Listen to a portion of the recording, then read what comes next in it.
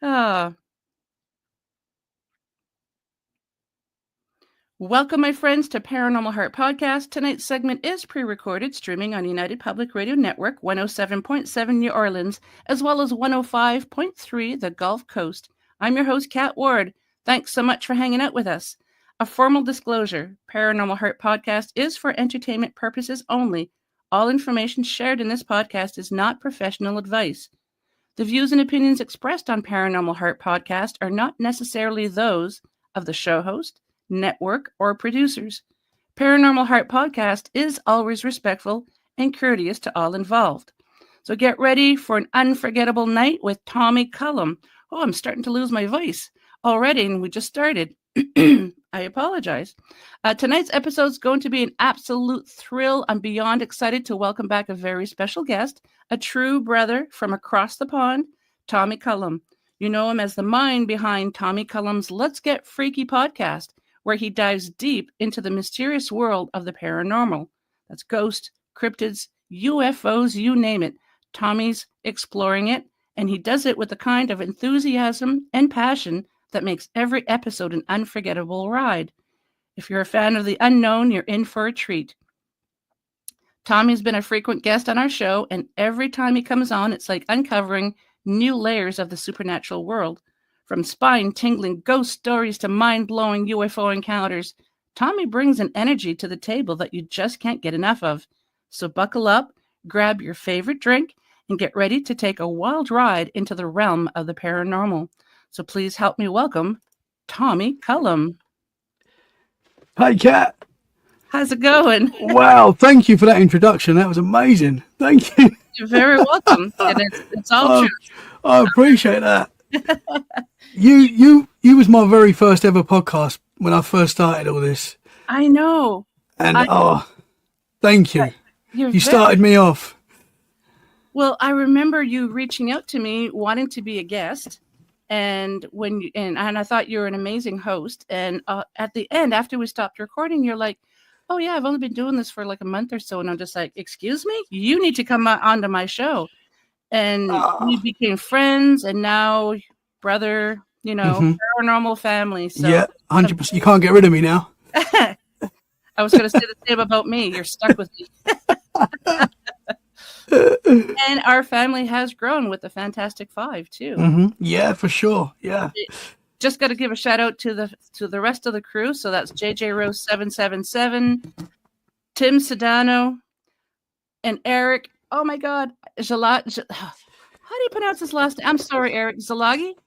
Eric. Yeah, I am terrible I am so bad at pronouncing names. I forget my own kids' names. So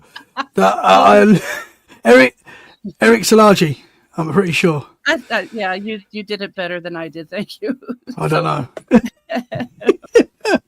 So you call your kids Thing 1 and Thing 2? Yeah, I get their names mixed up all the time. So like I call Fred Amy and Ruby Fred, and constantly the dog. I call him the dog's name.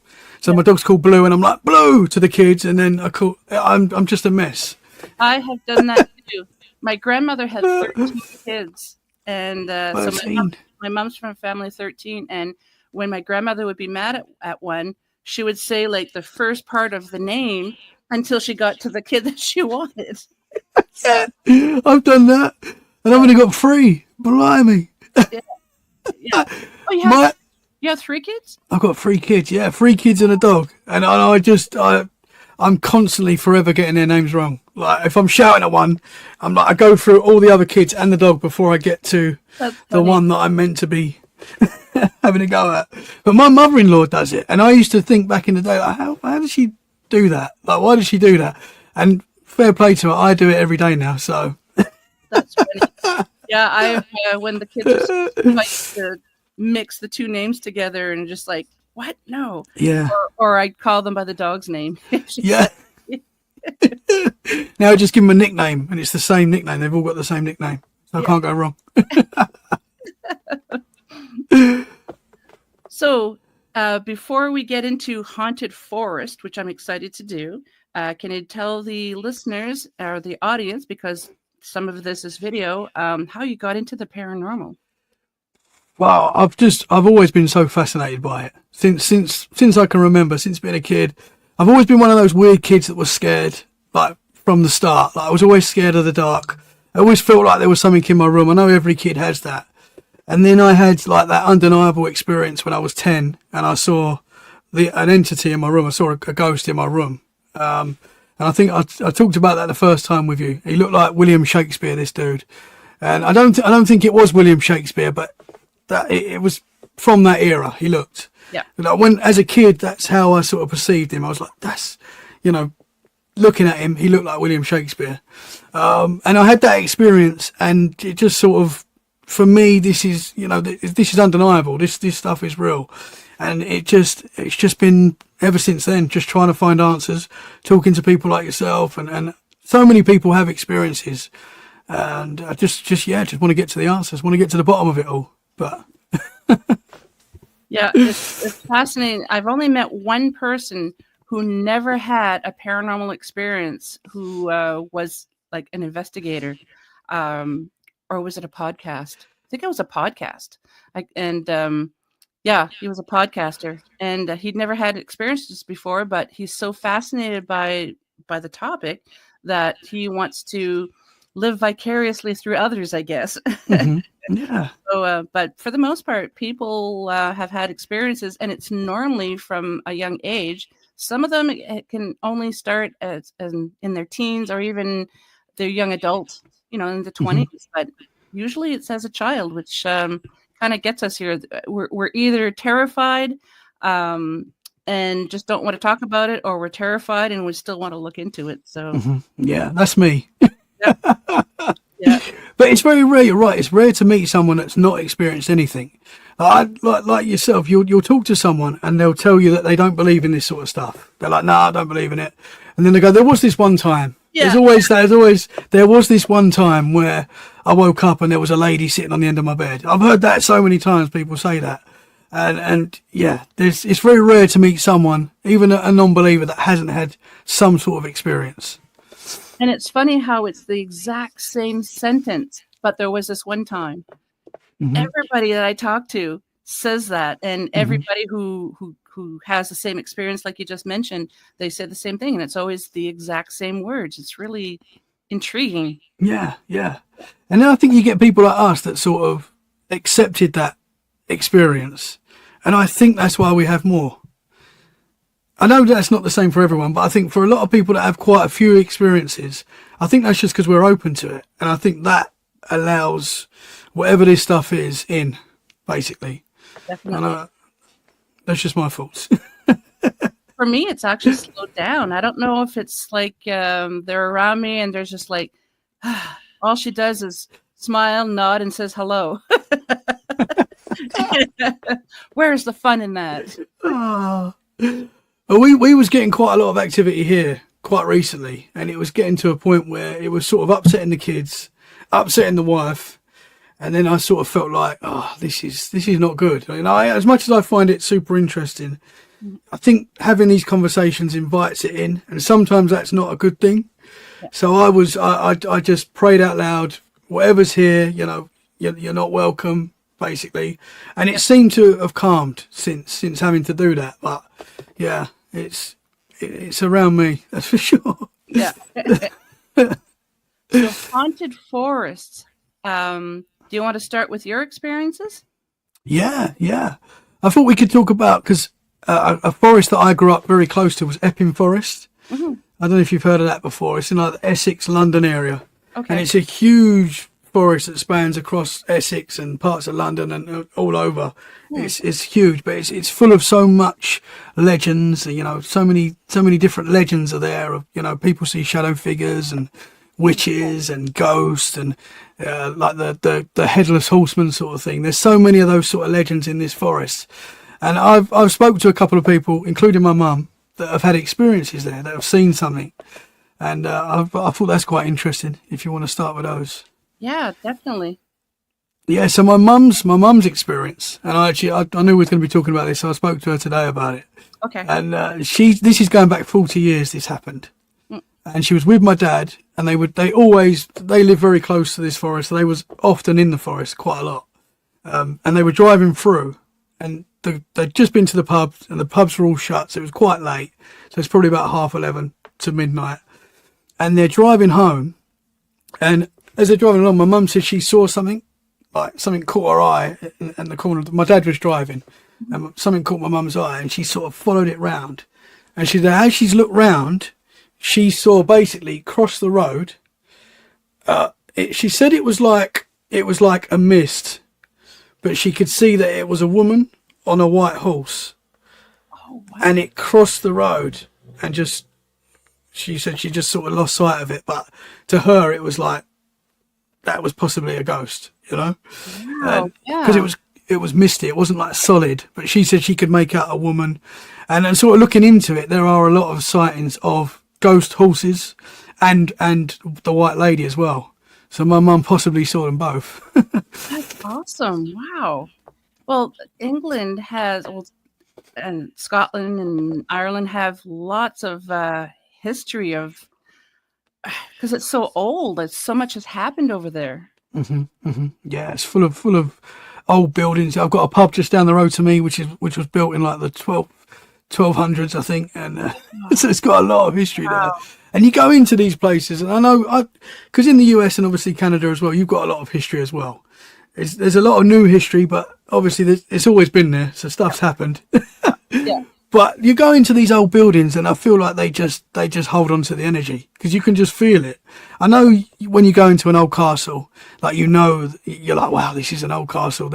Imagine the things this place has seen. But I also feel like there is like an energy that's held in the walls as well. And I think that's what you feel. Yep. I am so envious that you have castles. Yeah. And you have buildings like from the 12th century, you said? Yeah, and before, yeah. I've got just literally half an hour down the road, there's Cullum Castle. I don't know if you've heard of that. That's something to do with, you've heard of that one? Yeah, that's cool. And that's to do with William the Conqueror. I believe he was like one of the first to reside in that castle. And it's sort of more ruins now, but it's still pretty much there. And I go there very often, and it's just magic to walk around. You know, you touch the wall and you think, man, the things that this has seen, the wars, you know, and yeah, I'm blown away by that. Yeah. Yeah, that's amazing. Like I said, to be able to just go to a castle like that willy-nilly, and having buildings that old. I mean, I've been to buildings that were from the 1800s, but not really anything older than that. So Yeah. it's just mind-boggling how you can just go to a building that's old and it's still standing and being used. I think Cullum Castle, I believe it might be older, but I think it's at least 1,000 years old. Wow. It might be old, but it's definitely 1,000 years old. So it's been there a long time. And I had Mark Anthony Wyatt on Let's Get Freaky recently, and he lives in the US now, but he's originally from the UK. And when he was younger, he was camping out just outside Cullum Castle with some mates. And he said he woke up one night during the night, and he saw like the apparition of like a knight, like a medieval knight, standing in his tent. Yeah. And I was like, wow, that's just down the road from me, man. I need to go and camp out there. Do it. Bring cameras. Yeah. That was pretty cool. That is cool. Wow. So what was your experience? Oh, first of all, for your mother's encounter, was she freaked out, or was she just like, am I really seeing this? I think she said like she didn't really talk about it much after that, which you often hear as well. Like you didn't really talk about it. And my mum was like, yeah, it was just very weird. She was like, it definitely wasn't like a solid person. It was like a misty white figure, but she could make out that it was a woman. And she did say this is 40 years ago, so it's kind of hard, but yeah, I know my mum's had a few other experiences as well. She's very much into this sort of stuff. Okay. But she says she hasn't seen like a lot of apparitions and stuff like that, but that is one that she saw. And yeah, she said she could make out like the shape of the horse, the shape of the lady, and then just looking at like a quick search on Google, you can see the history of Epping Forest and the things that are seen there, and that is one of the common things that are seen there. So I find that quite interesting. Yeah. And my mum didn't know that. Okay. I told her that today. I was like, that's quite a common thing to see, Mum. Yeah. And it's amazing that she'd never heard of that before, and she witnessed it, and then she finds out afterwards that Yeah. not the first. Yeah. I mean, she's told me, I've known that she had that experience for a long time. It was just knowing that we were going to talk about spooky forest. I was like, oh, I need to ask her about that again and see she can give me any fresh. Yeah. And your dad didn't even see it? He didn't see it. My mum wants me to ask it. They're not together now anymore, but I need to ask my dad. Yeah, I know my dad's had experiences. He's seen stuff. Oh wow! But I'm not sure. I think he was driving at that time, so he didn't see it. But I need to check. I need to ask him. I'm sure he'll remember my mum seeing it and talking about it. Yeah, maybe because he was driving, he saw the mist, but didn't just figured it was just mist. So not paying attention because you're driving, right? You need to pay attention to the road. Yeah, for sure. Yeah. Yeah. And I don't know, going back 40 years, he might. I know now you can't do that at all. He might have had a couple of beers in him. I'm sure he would have been in his early 20s at this time, so maybe I don't want to get him in any trouble, but but he was driving. But I don't know. Yeah, but I need to ask him. Yeah, let me know. Yeah, but my mum definitely saw that. That's awesome. Yeah. So go ahead. And there was another lady who I work with now. So I live in Dorset now, which is about 2 hours from that forest. But a lot of people from London sometimes move out to here. And I was talking to a lady that I work with, and it was very much like how we started, where you say to someone, because we always ask people if they've had paranormal experiences. It's one of the first questions we're going to ask someone. Even, they look at us like, what?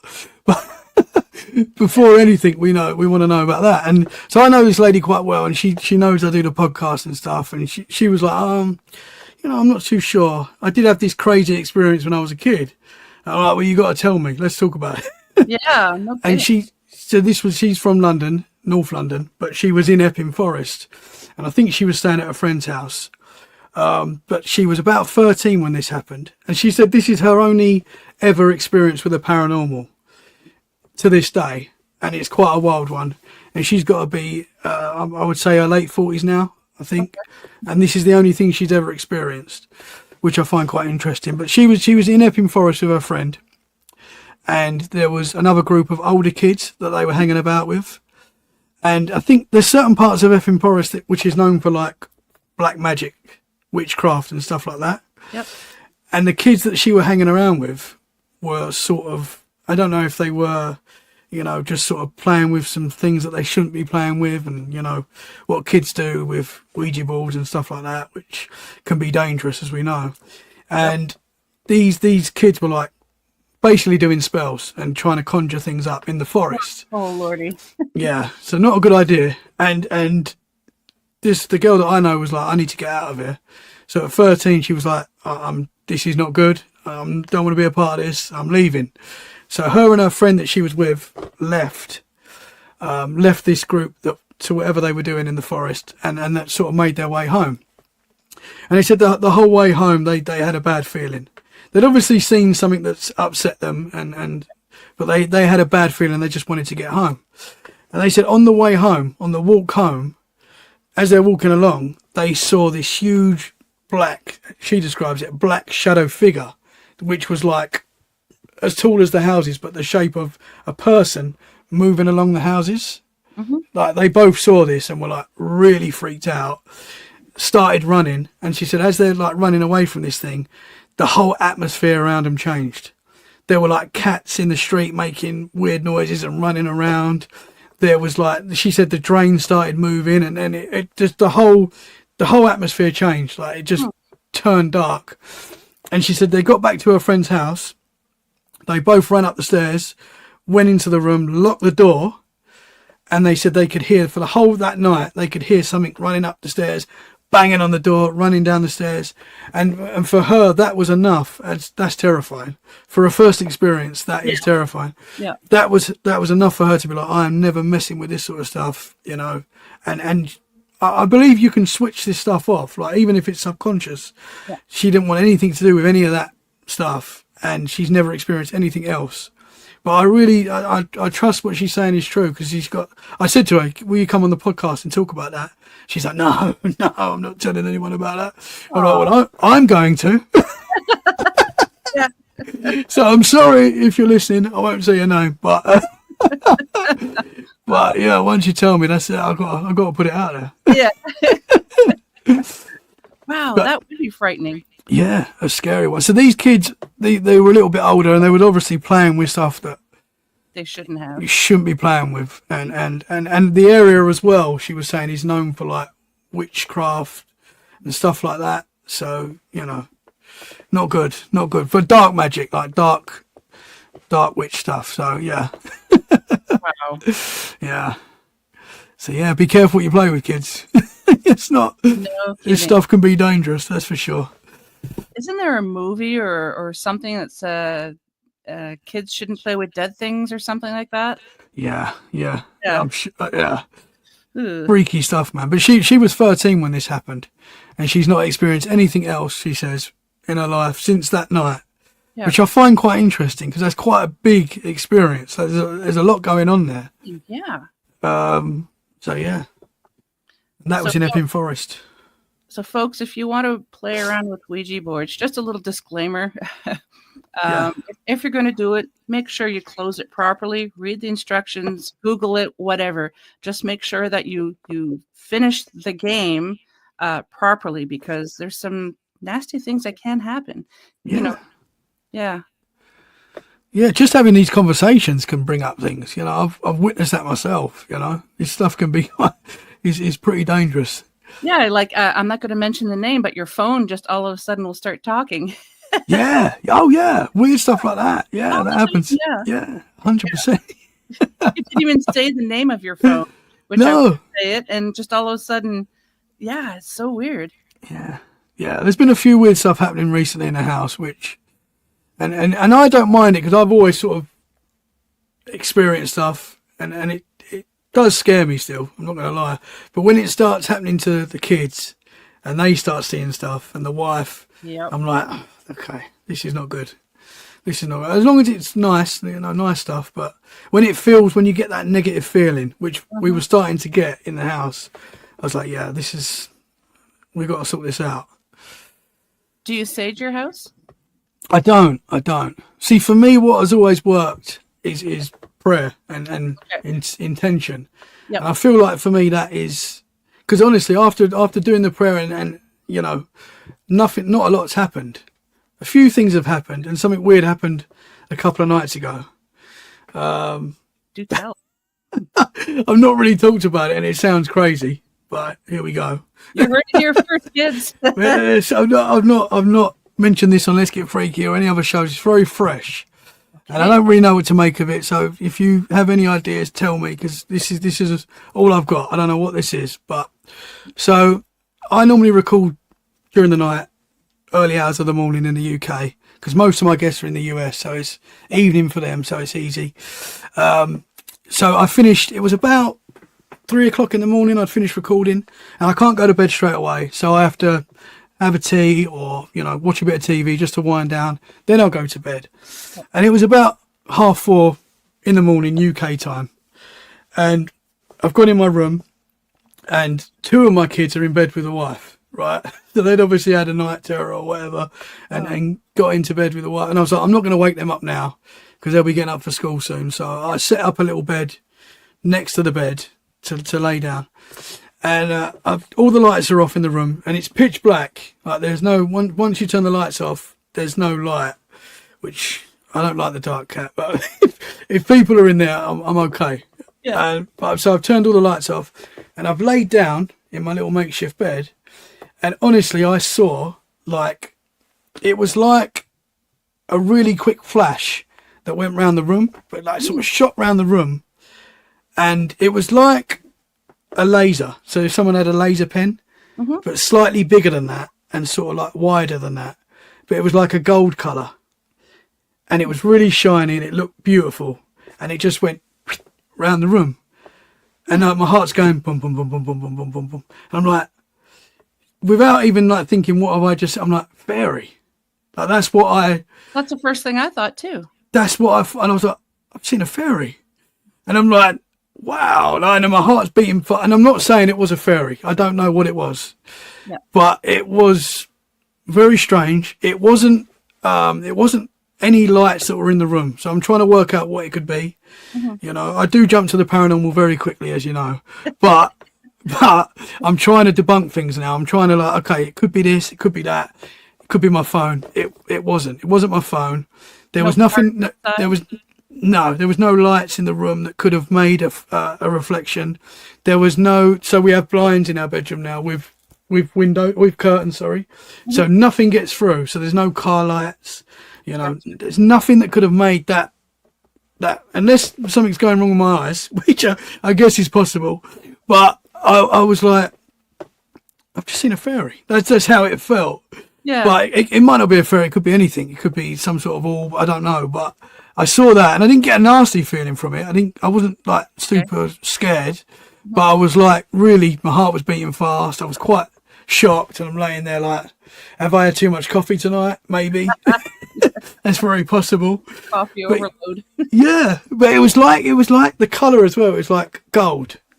And it looked like Peter Pan when you see Tinkerbell flying really fast. Yeah. I didn't see like a body or anything like that. I just saw like a long line of light, but it was like gold and it just went around the room. And I'm looking around, I'm trying to see if I can see it again or, you know, very strange. I don't know what that was. I haven't shared that yet, Kat. But thank you. Like I said, you're here to hear first, kids. Yeah. That was 2 nights ago. Wow. And it's funny how when you started describing it, that's what I was thinking of, the Tinkerbell, like, yeah, what I automatically thought of. So it's funny that I thought of that, and that's what you thought when you saw it. That came to my mind straight away, like fairy, like as if like, you know, obviously we talk about this stuff all the time, so that's there. Yeah. You know, this sort of stuff is in our mind, but I was like fairy. I didn't think to myself, what was that? What could that be? It just sort of came. What it is, I don't know, but that's the impression I got. It would have been kind of funny if you would have out loud said Tinkerbell and it would have come right in front of you. Oh, that would have been incredible. You would have had to change your skivvies, I think, after that. I'll be like, please don't move. Please let me get a picture. Yeah. Because no one is going to believe me. Yeah. Awesome. But yeah, I used to worry about saying this stuff out loud, but now it's too late. So I just say it. That happened. You know, Some people will say, oh, it's probably your eyes. But honestly, like I think if it was something wrong with your eyes, you're going to see stuff like that a lot more, I would have thought. And I've never seen that before. I might start seeing it now. I don't know. But so that was strange. Wow. That's awesome. Yeah. What was your experience at that forest?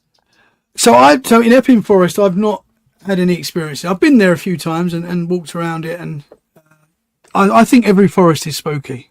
I personally think there's stuff in all our forests, everywhere around the world. I think there's magic everywhere in all sorts of forests. But I've got a forest behind me, and I call it the Devil Dog Forest. Yeah, that's not the official name for it, but there is a devil dog lore there, and I can kind of sort of explain what's got me to that, if you want me to. Yeah, please. Yeah. So when I first moved to Dorset, we left London because of things that happened in 2020 that was like, okay, if we're going to be locked up, we want to be somewhere that's more close to the beach, forest. So we decided to move to Dorset. And it was like a place we used to go to on holiday quite a lot. Oh, okay. And for like weekends and stuff. And when we got locked up, it was like, we can't do that anymore. And it was really sad. So I think that was another reason why we was like, okay, when we can, we'll move. So we did it. We moved here and didn't know anything about the area really, apart from like the beach and stuff where we used to go. So didn't know anything about like local legends or anything like that. And didn't know any people, like we didn't know anyone.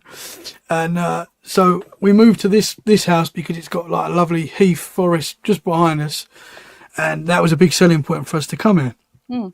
And when I first moved up, I didn't start doing the podcast straight away, but I've always been like a night owl sort of person. Like I'll stay up late. That's just in me to do that anyway. Mm-hmm. So I started working a job where I finished at like 1 a.m. UK time.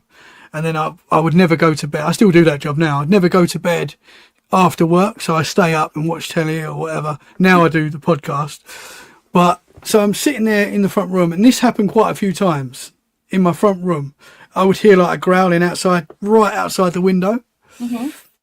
Now, I always used to just think, okay, a lot of people have got dogs around here, and I know there was a big Rottweiler just across the road. So I just used to assume that they're letting their dog out, and I'm hearing it growl outside my house. Mm-hmm. But I always used to look out, and I could never see it, which was quite weird.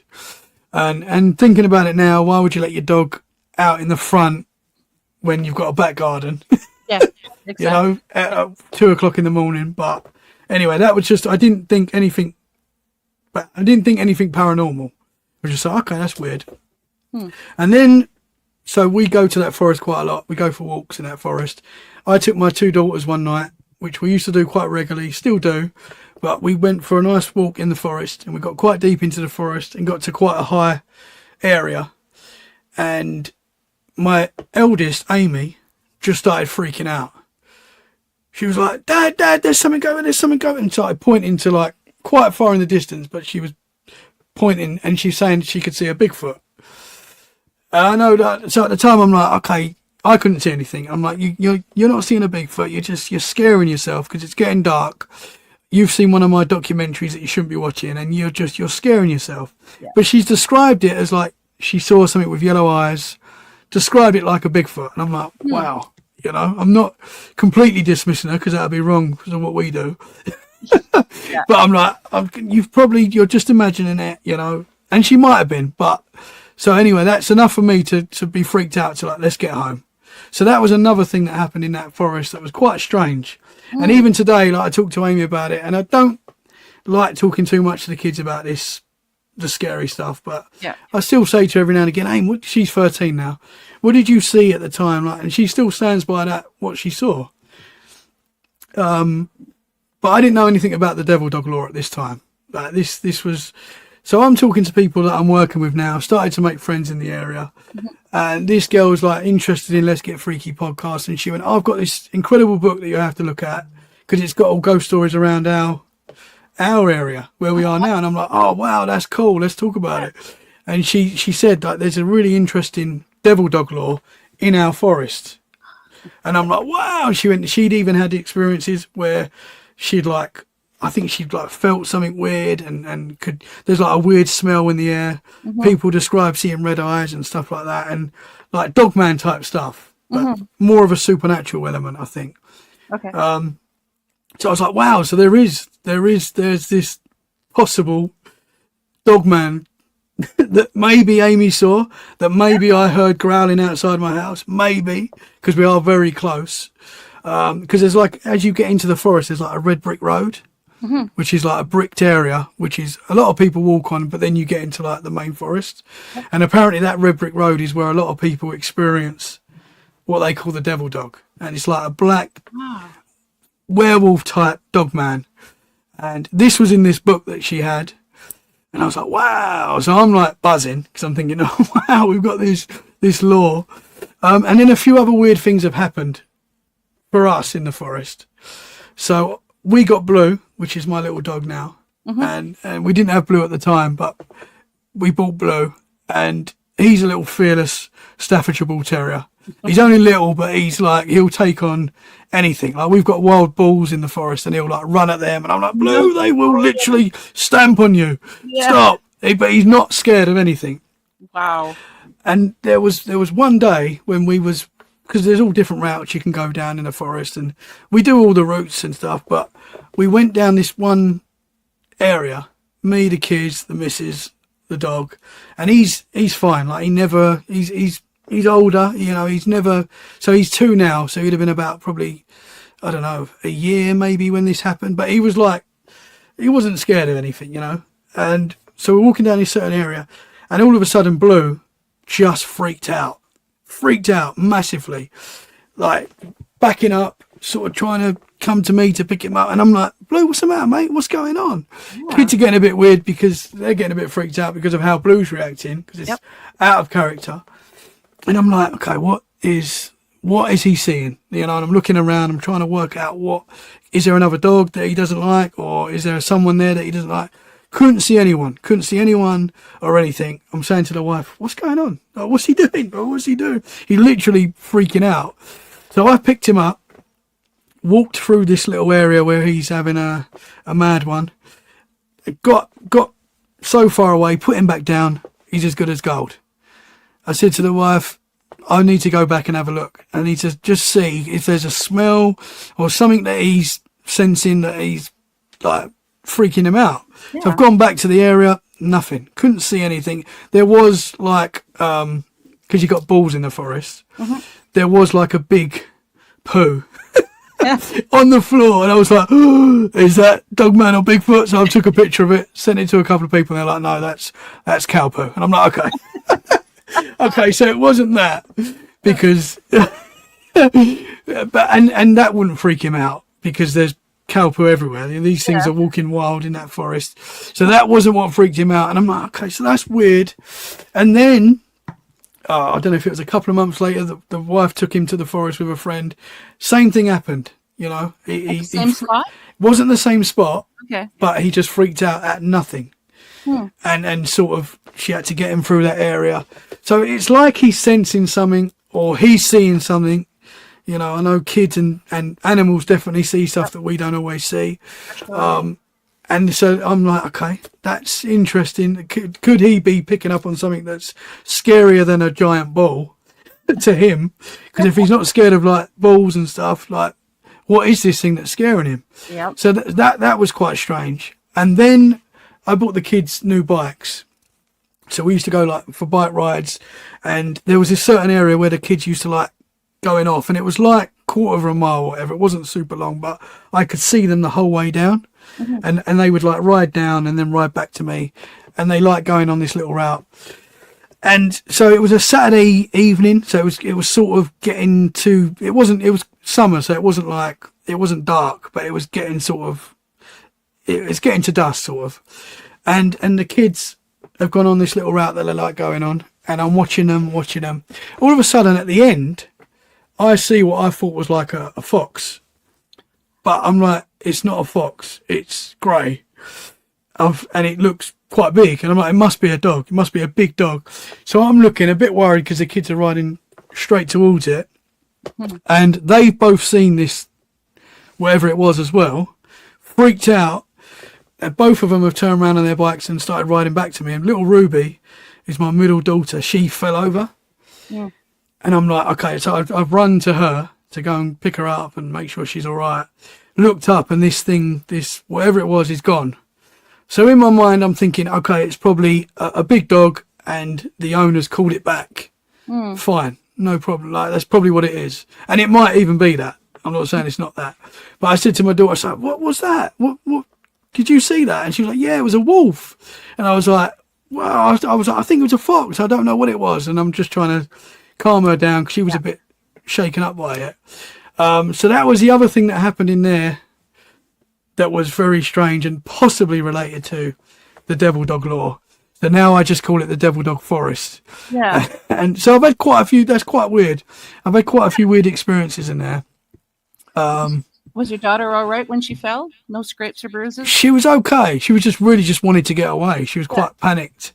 So whatever they saw, whether it was a big dog, you know, it worried them enough to sort of turn around straight away and get back to me. Yep. But I didn't see any owners. See, I would have thought if there was a dog coming that way, you would sort of see the owner with the dog. Yep. But unless that was the end of their walk and the owners called the dog back, which is possible. But it was you do get big dogs over there, obviously. You do get big grey dogs, but I don't know. I just found it very strange. Wow. So possibly something to do with the devil dog. But yeah. You need to do a formal investigation. Yes. Do you know Andy Decodes? No, I don't think So so. he's got Alienate UK, and he does a show, and he is talking about coming down and doing like a night walk with me in the Devil Dog Forest. Nice. Yeah, which to me, I've been in there at night, but I've never been like deep into the forest at night, which I should do really. I've said to the guys at work, maybe after work one night we'll go and have a little walk around the Devil Dog Forest, and they're like, yeah, let's do it. And then I'm like, I Yeah. don't know. I don't know. I give it the big one, but then I get a little bit scared as well. Don't go alone and make sure you have a weapon. Yes, yeah. For Something. sure, for sure. Whenever Yeah, we go walking in the woods with our dog, my husband has a big walking staff that he just found lying in the forest one time. So if something does come to us, at least he can, you know, yes, yeah. beat them with a stick. Because we do have black bear here, and yeah, so Yeah. Well, we don't have anything like that. That's the thing. We don't. Well, I mean, I believe we have big cats, for sure. yeah. Because my mother-in-law saw a black panther 20 years ago in the UK, and she's not one that's like. She was quite amazed by it, but she's not like, oh, like I'm. Every time I see her, I'm like, tell me about the time you saw a black panther, because I love that. And she's like, yeah, she saw it. It was like near the M25, which is like quite a busy road in the UK. Mhm. But she saw one like on the roadside, and her sister saw it as well. But at the time that she saw that, I remember as a kid, it was in that like the local press that there was big cat sightings going on, and I believe they're out there. I do think that so many people see them, and there's a lot of evidence to suggest that they're out there. So we have stuff like that in the forest, you know. But yeah, Creepy. wolves. I'm not sure. I don't think we have any wild wolves. You never know. A big Little Red Riding Hood type wolf. Yeah, for sure. I just want to mention, so I do have a list of haunted forests that I Googled yesterday, but there's one in particular that I want to mention, and it's in France. And I told you too before we started recording, I speak French, and I have a hard time pronouncing this one word. So it's called the Forest of Brocéliande in Brittany, France. And I always thought the King Arthur legend was in England, but apparently to this, it says this forest is where the King Arthur legend is. I guess it's home of the Merlin's tomb, which I didn't even know. A lot of people go there to do like a pilgrimage, and they make wishes for good fortune, etc. To like for the year, you know. And there's also a place called Val Sans Retour. In English, it's Valley of No Return. In this area as well, it claims to be where the sorceress Morgan Le Fay imprisoned young unfaithful men. And of course, Morgan Le Fay was half sister to King Arthur. And apparently in 1990, there was a terrible forest fire that went through there. I don't know if there was any fatalities or anything. I couldn't find anything about that. But they're also said to be a fountain of youth not too far from Merlin's tomb. And you'll see a lot of people also doing like a pilgrimage at the Fountain of Youth, and they're just sitting there quietly with their thoughts. I don't know what they're doing, but it's really, really fascinating because, like I told you, I always thought all this was in England, but apparently, according to this, it's in France in this forest. Interesting. Yeah. We need to go, Kat. Yeah, we do. My mum lives in France. Oh, I know France is pretty big. Yeah. but yeah, we need to go. We've got somewhere to stay there. Oh, okay. Cool. Yeah.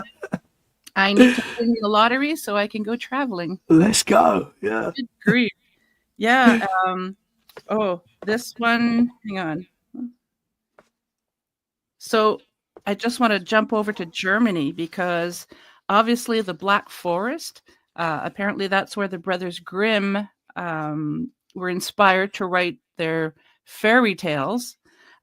Just mentioning the Brothers Grimm, you automatically think of magic and monsters and damsels in distress in a dark forest, you know, just because of the Brothers Grimm. But it makes you wonder, was there any truth to the stories that they wrote? Because there's so many things that happen there. Like, I guess there's one called The Watcher of I'm going to butcher this name. I apologize to the German people. The Watcher of Schonach. I don't know. Schonach. Apparently, there's a hamlet that they have a specter that just stalks the night, and the locals call it the Watcher. Some people say that it's just active imagination, but others say that the Watcher is real. And they have an unnerving, like those who actually see the Watcher will have an unnerving gaze that they just lock eyes with. and all of a sudden, poof, it's gone. Which is kind of weird. And I guess the hamlet has noticed an increase in, they call it dark tourism. If there's lots of paranormal activity, people want to, they just flock there. Some people are there to debunk, some people are there to experience a thing. But apparently there's lots of dark tourism at this particular location. And some people just want to debunk it, and others just want to experience the gaze of the watcher. Yeah. They're crazy. They're crazy. Yeah. I don't know if I saw that, if I'd want to look at it in the eyes, but No, that can't be good. No, I wasn't able to find out what happened to people, if anything, after they've locked eyes with this thing. But it's still kind of creepy. Yeah, 100%. Yeah. Do you think places like that where they sort of become like tourist attractions, and people go there, like you get the famous haunted locations, like the haunted houses, that become sort of like popularized, and people go there to see, their experience there. Do you think that their energy and their intention there adds to it and makes it even stronger, and that's why these places get built up with some bad energy? Yeah, because people have that energy, so it's kind of like a battery for all these entities. At least that's what I think. So yeah, it's just kind of like feeding the entities, so it's getting more and more haunted. Yeah. But there's also my first investigation before I joined the team here. There's a museum in the next town, like 20 minutes away, and there was a paranormal team that did a public investigation. And the very first one, 98 people showed up. They didn't expect that many people. They had to split the team up in 4 groups because there's so many people. Lots of things happen at this museum, apparently. I have been to the museum a few times. Well, the very first time, certain areas you could just feel. There was this one room that we were approaching, and I was getting more and more creeped out. And then when I turned the corner, there's this old, it's a carriage, but it was a hearse, an old-fashioned hearse. And it's just like, as soon as I saw it, I was just like, okay. But I could feel it before I even saw it. It was so cool. Wow. But for this investigation, not very much happened, because I think there was so many people that maybe we just didn't notice paranormal activity happening. There's that aspect as well. But yeah, I definitely do believe that if you have a lot of people going to the same location, that it's in their energy. Yeah, and I think that can create something as well. I think that can create like its own entity. Oh, definitely. Well. Yeah. At least that's how I feel, anyways. Yeah, but there's so many haunted forests, especially in Germany. It was so cool. Let's see, there was another one. There was a film I watched. I can't remember the name of it. I'm so bad at names. I'm pretty sure it was set in Germany, and it was a book before, but it was basically about a haunted forest that had all this. It was I can't remember the name of it, so I know that doesn't really help. But it was a book that I read. I read the book first, and then they made a film out of it. What was it called? I've gone blank. But it was like a group of guys go into the forest, and they start going crazy basically because something's attacking them, and it's a great book, but I forgot the name, and I'm sorry to bring that up. People will be like, well, that doesn't help. Okay. Maybe you'll think of it at some point. Oh, if I remember it, I'll send it to you. Oh my gosh. Yeah. Well, there's another part of the Black Forest. They call it the Lost Souls of the Black Forest. So apparently it's easy to get lost in the Black Forest, from what I was reading. Legend tells of lost souls roaming the woods. Dark figures are spotted for just a fleeting moment. And to me, can you just imagine you're just walking through the forest and you suddenly get lost? And then some people just never see you again. There's hikers and thrill seekers claim to have encountered wandering spirits in the Black Forest, and some say it's simply the moon and mist playing tricks on your eyes. But some say that no, it houses the living as well as lost souls of those who have vanished without a trace. So that's pretty interesting too. I mean, I just can't imagine walking through a forest and getting lost, and you never leave it. But your soul is still looking for the way out. I mean, that's got to be terrifying. 100%. I have been lost in a forest before. Oh, have you? A couple of times actually. Yeah. And one time was in the Devil Dog Forest. Oh. I'm pointing behind me because it is just over there. Okay. And I was with my kids and one of the kids' friends, so I had even more pressure, and the dog as well. Yeah. And so I say there's all different routes you can go on, and it's huge. It goes on for like miles, and I'm sure it connects to other forests and stuff. But so we've gone this different sort of route, and it was a summer's day, and we was out, and I thought I knew where we was. I was like, yeah, I know where we are. We're going to get back. We just go this way and this way. All of a sudden, I'm like, hang on. I don't know where I am. Then the kids are going, we need a drink. And I'm like, oh, no. And I've not only got my kids, I've got a friend's kid as well. And I'm like, okay, stay calm. I'm going to be able to find my way out. But for about a good 5 minutes, I was like, I don't know what way to go.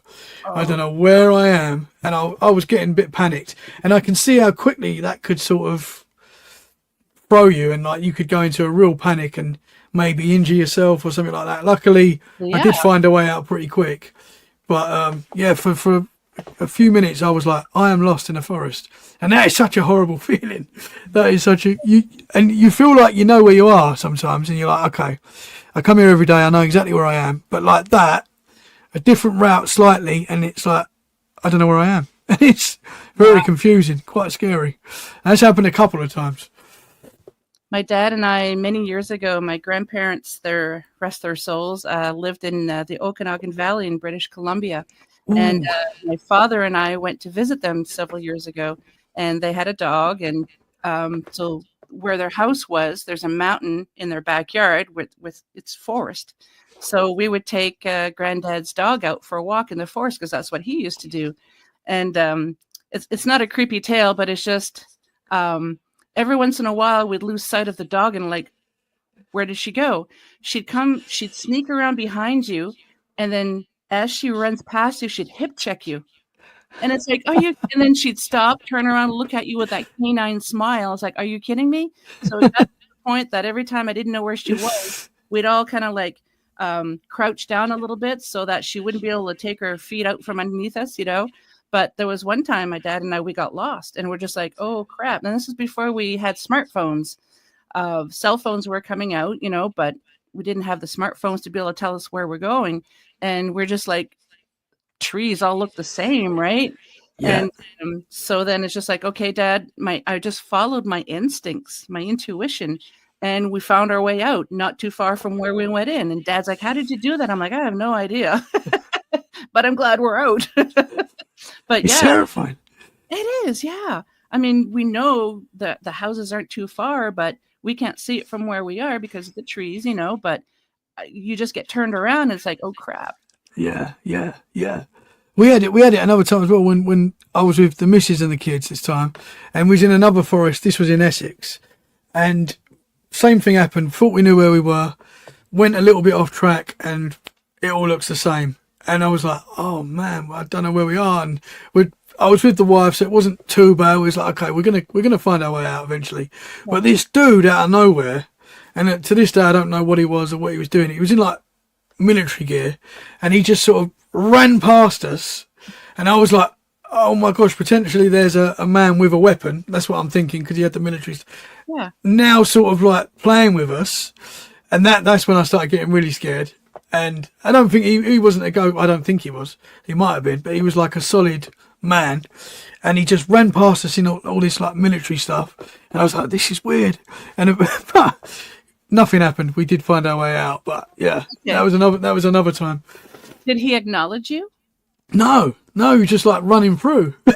Weird. I don't know if he was like on some, I don't know, like military excursion or something. I don't know, like training. But there was no like military bases. I think there was none near us. But it was quite strange. And I'm thinking, there's potentially a man with a weapon playing Rambo in the forest, and we're lost. So great. But luckily nothing happened there, and we got out. Wow. Yeah. But it is scary. It is, yeah. Wow. But I think all forests are scary. I think all forests have got like, in the right moment, you can scare yourself.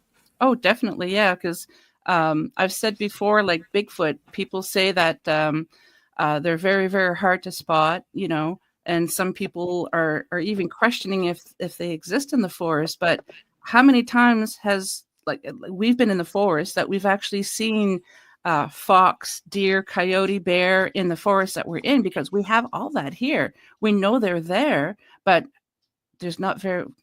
I've never seen a bear in the woods here.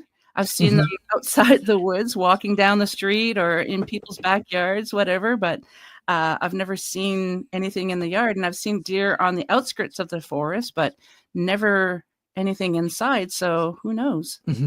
Yeah, in their habitat, they're masters of getting away from us. Oh yeah, and camouflage. Good grief! And I mean, by the time we could even potentially see them, they already know we're there because we're so noisy in the forest, unlike them, Yeah. And they can smell us from like miles off. Like, Oh, yeah. There's them people. Yeah. Everybody's got to hide. Where I used to live in Essex, like deers were quite common. They used to come right up to your house because they don't really get shot in Essex. Like there is places where they do, but they sort of get used to humans, I think. Yeah. And I remember one morning, and it was just before Christmas, and it was 6 o'clock in the morning, and it was quite like just a normal street in the UK, and literally there was about 15 deers just walking in the middle of the road, down the road, and I was like, that's so cool. I think it was like the 23rd of December or something, so it was really close to Christmas. Yeah. And I was like, wow, it was like a little magical moment. Yeah, But yeah, they don't see the antlers, and yeah. Did you have snow? There was no snow. It was cold, but we didn't get snow. But yeah, it was a cool thing to see. It was quite icy, I think, so it was quite Christmassy. Still winter. Yeah.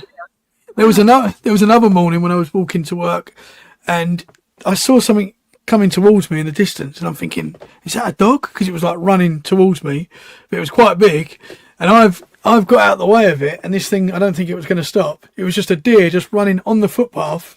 It just ran straight past me. I was like, wow, they're not scared. Yeah.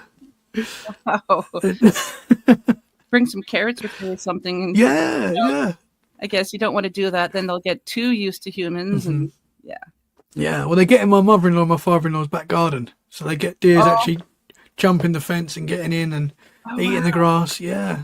They don't care in the UK. There's this guy that I follow on Instagram. I can't remember his name. He's African American, and he says white women are not afraid of anything, because you'll see videos of this woman thinking it's a dog. It's like, come on, baby, you want to come home with me? And it's a coyote. And the guy's like, white women are not afraid of anything. That's some videos you watch like that, because they're going up to a bear to try and get a selfie with it, and you're like, no, what are you doing? That's not going to end well. And you see videos of Russians just playing with bears. Like, yeah, what is it? Fighting them. Or they have them as pets. They're just like, what? Yeah, it's crazy, man. Yeah. Well, Tommy, thank you so much. I look forward to having you on again. This was amazing. Before we sign off, could you tell the audience where they can find you? Yeah, so Tommy Cullum's Let's Get Freaky podcast. We are wherever you listen to podcasts, Apple Podcasts, Spotify, Amazon Music, wherever you get your podcasts, we're there pretty much. We're also now on YouTube as well, so you can watch the interviews, most of the interviews. I'm trying to get all of them back on, because I've not always done the YouTube, but I'm going to try and get the older episodes back on as well. But now I always normally post the episodes to YouTube as well. Let's Get Freaky podcast on YouTube. So yeah, we're everywhere. If you've got paranormal experiences to share, like with Kat, we love to hear them. Definitely, yeah. Thank you so much, brother. Hang tight. I'll just say my farewells to the audience, and maybe we can have a little chat afterwards. Thank you so much, Kat. Thank you. You take care. So thank you so much to my special guest tonight, and UPRN 107.7 New Orleans and 105.3 the Gulf Coast. Remember, if you enjoyed the show, please support us by liking, subscribing, sharing, and commenting. And another way to help support the show is by grabbing some swag. If you'd like to pick up your very own Paranormal Heart mug, send me an email at paranormalheart13@gmail.com. It's quite the conversational piece here, so we have different colors too. So thank you again. Until next time, take care of each other. Much love to you all.